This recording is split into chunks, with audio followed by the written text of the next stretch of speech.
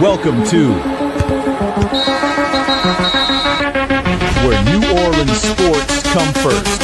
This is 504 SportsNest Podcast.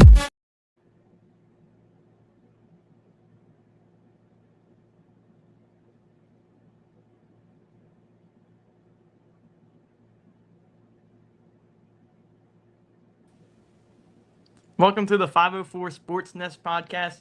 My name is Cullen Connick. I'm here with my host, Fernando Richmond. How are you doing today? What's up, Cullen? How are you? I'm doing good. How's your day going? It looks like you're on a vacay, huh? I am on a vacation in Maine. Good setup. It may cut me out here and there, so if it refreshes my screen, don't be surprised where I go. But I'll still be here. I'll be rejoining every once in a while. How you doing today? Your AC Good. went out, I heard.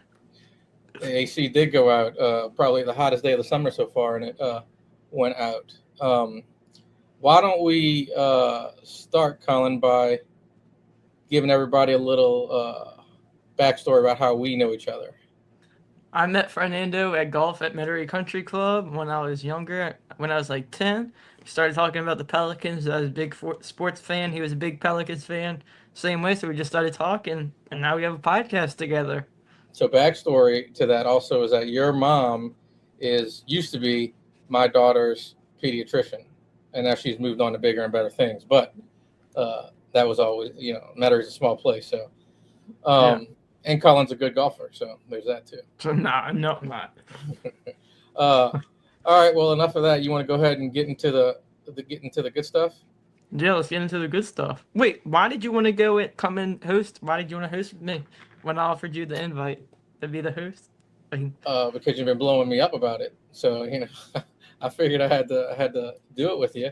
No, really though, because I feel like you're really passionate about sports and especially the Pelicans, and I think we kind of align a little bit the same with the way we think about some of the things we want to do, and I think it's a good little mix. You're younger, I'm older, and you get two different perspectives on that. Yes. All right, so let's get into this.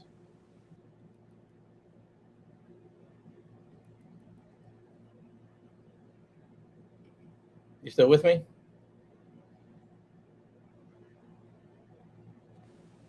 Yeah, I like it. Let's talk about the Saints running back room leap. Every time we put something up new, it's gonna kick me out. So we're gonna keep it like that. Yeah, we'll figure that part out. Well, let's talk about the Saints running back room. Alvin Kamara just re-signed a deal. What do you think about the deal? $6.5 million, and if it's $6.5 million guaranteed, bonuses can bring it up to $8 million. What do you think about the deal? Pairing him with Echen in the running back duo.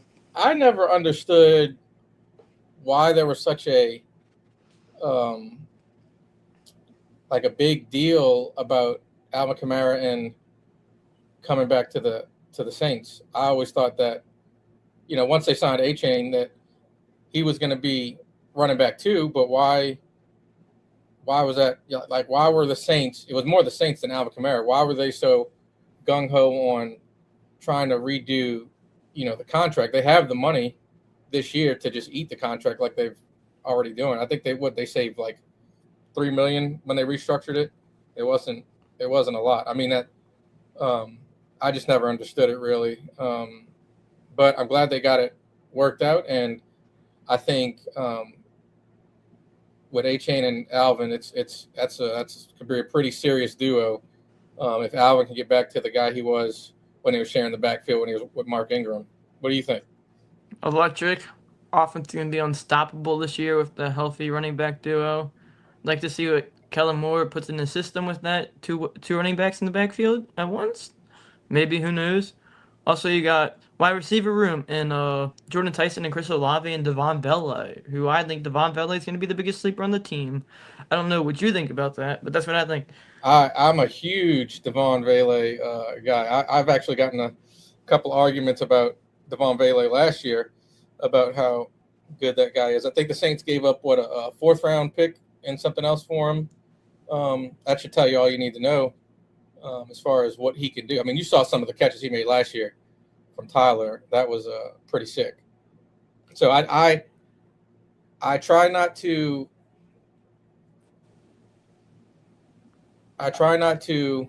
get too hyped up about the Saints offense and try and be a little bit, realistic, but it's hard to not like what they've done this offseason and what Tyler Shuck looks like he can do, which brings us kind of into the next part of this conversation. But with the Tyler Shuck taking a leap that we both think he's going to take, how significant of a leap do you think he's going to take?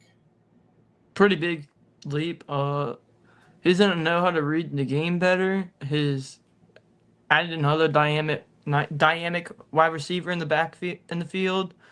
The O-line stacked. The game's just gonna come easy to him, I think.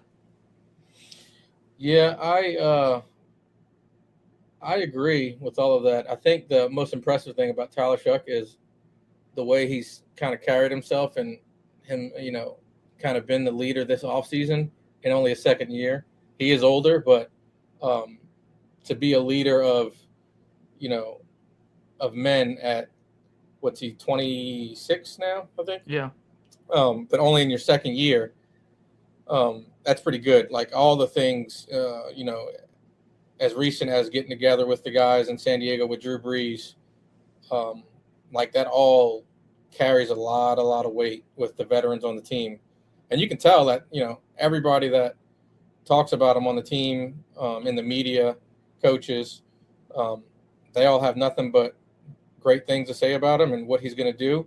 Kind of like what we talked about in general with the offense. I get a little worried sometimes, like, is this really about to happen? Is it too good to be true? Like, is Tyler Shuck the real deal type thing? Like, I think he is, but, it would really suck if he came back down to earth really fast.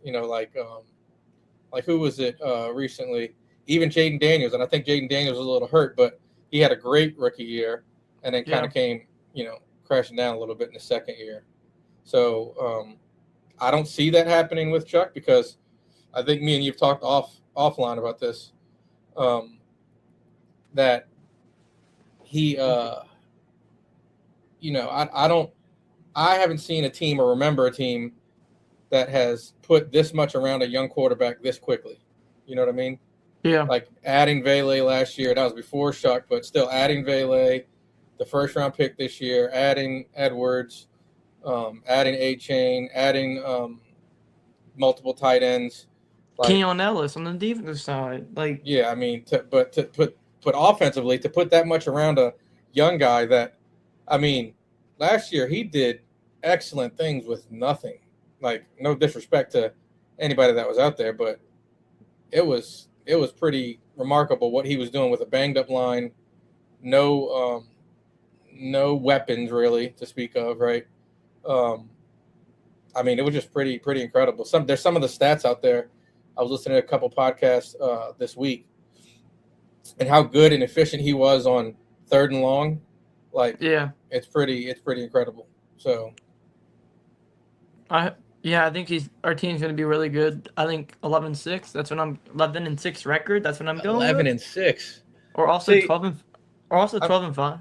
I'm glad. See, this is why this is going to work so well, Colin, is because you think some of the things I think, but I'm scared to say them, and you're not scared to say them. Like, I'm scared to say 11-6, and you were like, you know what? Forget it. I think we're going 11-6, and that's great. So,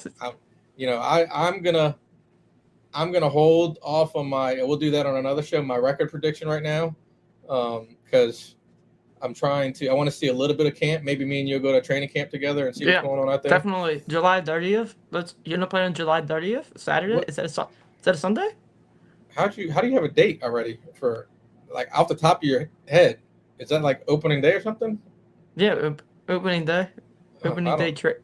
I don't know. You just threw a date out there I was not ready for, but no, we'll see. We'll see about that. Yes. But I think they can, like I said before, I'm trying to keep my feet on the ground and not get too crazy with this, but the way last season ended and the way this offseason's gone so far, it's kind of hard not to, get excited about what's about to happen for the Saints. Yeah. Let's flip over the LSU and Eastern Royal. Wait, can I stop you real quick though? Yeah. Because You told me to do research on him, and I did not, with all the AC stuff and everything. So you're gonna have to take the lead on this, and roll with it. So and give me some insight on this guy. Fern, Eastern Royal, best wide receiver, best player in the country, ranked top 3, goes to Brother Martin. Number 1 wide receiver in the country, number 3 player in the country out of everybody. He's athletic. His 60 or 100-yard time is ridiculous. It's like a 9 something.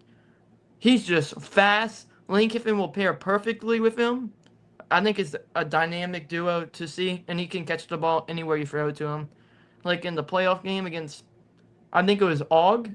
There's 2 defenders, and the ball was behind one defender on like the left-hand side, and he took his left hand and went around his head and caught it with one hand. He's so ridiculous. He's so good. But that would be a big gift for LSU's offense and Lane Kiffin. Lane Kiffin has an awesome playbook with his OC Charlie Weiss, so I'm excited about that. Is he at Brother Martin? Like he's a senior at Brother Martin? Yeah, he's a senior at Brother Martin. So we won't say names about who, and you and I both know that's a big Brother Martin person. But he did tell me about this guy, and he said he is sick. You're right. I didn't. And look, shame on me for not knowing who this guy, not know much about him, because I'm actually, pretty big LSU fan, and I think Lane Kiffin is about to tear it up. Yeah, Lane Kiffin is about to tear it up. But I'm glad you got some insight on that guy. Good. Yes. Glad to hear it. You want to talk about the Pelicans? My Pelicans. I mean, I think that's why we're really here, right? That's why we're here. That's why we're here. We got some things in the work. I'm not going to say it yet, but we got some exciting things in the work with the Pelicans to do this year.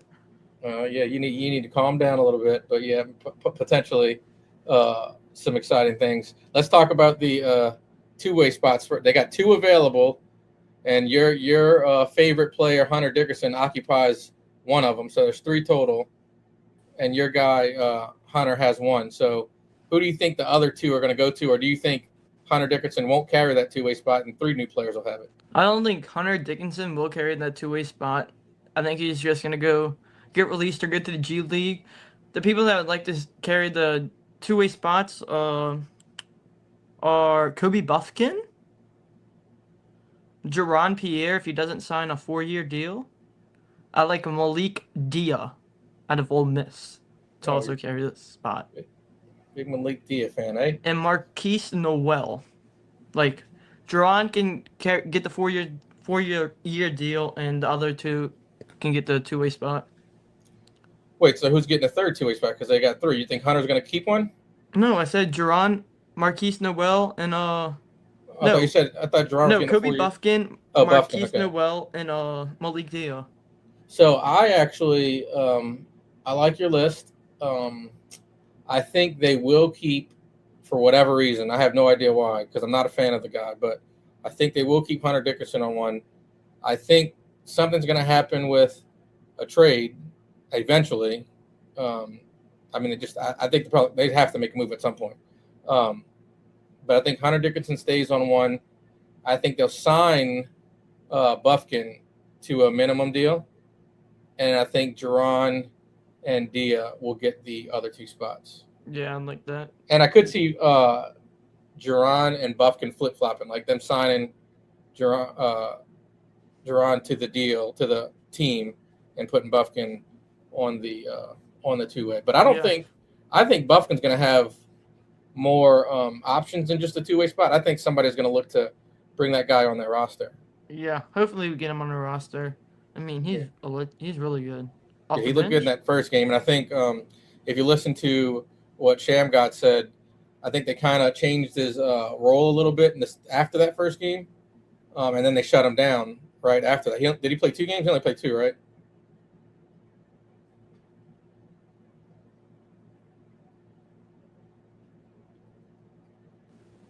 Kellen, you heard me?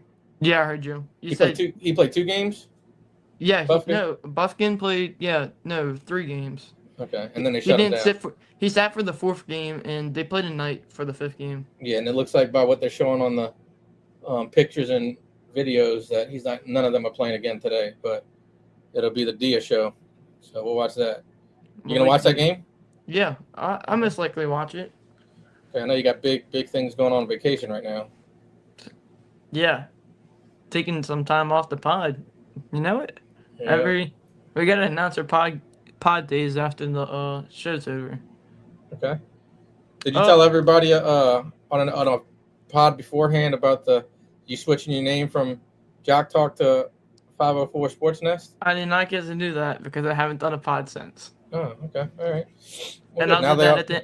I'll do that at the end of the show too. So, most Okay. exciting the player to look forward to this season. I'll start with mine first. Zion Williamson, of course. And Derek Queen, not Jeremiah Fears, but I know he's gonna do great. I'll give you why Zion. I think Zion Williamson can be MVP this year. Three-way scoring if he implements that into the game. Been working out with Chris Crisp. That shot looks nice. Put in work in every day, most work we've seen in a while. I love Zion. He has great things ahead of him this year.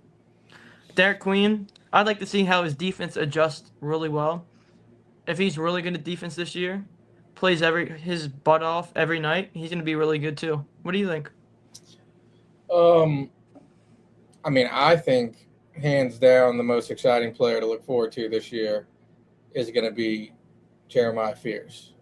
Yeah. I think that guy is just like, I think he's like electric, and I think he's got that attitude of he wants it. Like I don't know if that's a pause moment, but he wants to be like the guy. Like if you want somebody to take a shot at the end of the game, he's going to want the ball. And I think the Pelicans,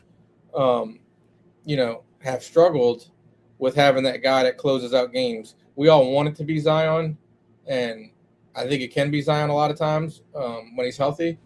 But like Fears will come out and say it like that he wants the ball, he wants to be that guy, he wants everything on him. So it's easy for me to say he's the player I'm looking forward to the most. Obviously, Derek Queen, I like to see what kind of step he takes and what that looks like. Yeah. But it looks like the Pelicans are going to run it back for the most part. So how do you feel about that? Well, I think they make one move, but I think the chance we got signing is Kuminga. Hearing they're really interested in Kuminga, so it's like, I mean, that's what I want to see. Kuminga, that's who I want. I know most people don't like him, but I like him. So let me ask you this, because I didn't put this in our list of questions, but you said you want Kuminga, or you think so. What I think not people in general, we all do. We all say we want this person and that person. We're going to make this move or that move. But right now, what do you think the Pelicans starting five is? Right now, DeJounte Murray, Jeremiah Fears, Trey Murphy, Zion Williamson, and Nees Misi. Okay. So you got Queen, Bay, Herb, Poole, all coming off the bench, huh? Yes. Now, see, that to me doesn't sound like a 26, 27 win team. Like when you got Sadiq Bey, Herb Jones, Derek Queen coming off the bench. That sounds like a 44 win team. So I don't know. Maybe that would be the same starting lineup I would have. So as of right now. But that's why I feel like if they make a move, it has to be almost like a consolidation move, right? Like we have to have two going out, one coming in type deal, right? Yeah.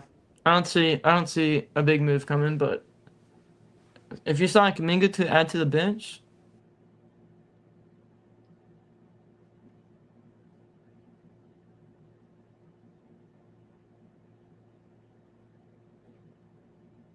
I was saying if you add Kuminga to the bench, that'd be insane. But hopefully it happens. I wonder if Kuminga wants to be on the bench, and that's what kind of he's. That's why he hasn't signed yet, probably. Yeah, holding out on something. Yeah, I don't know.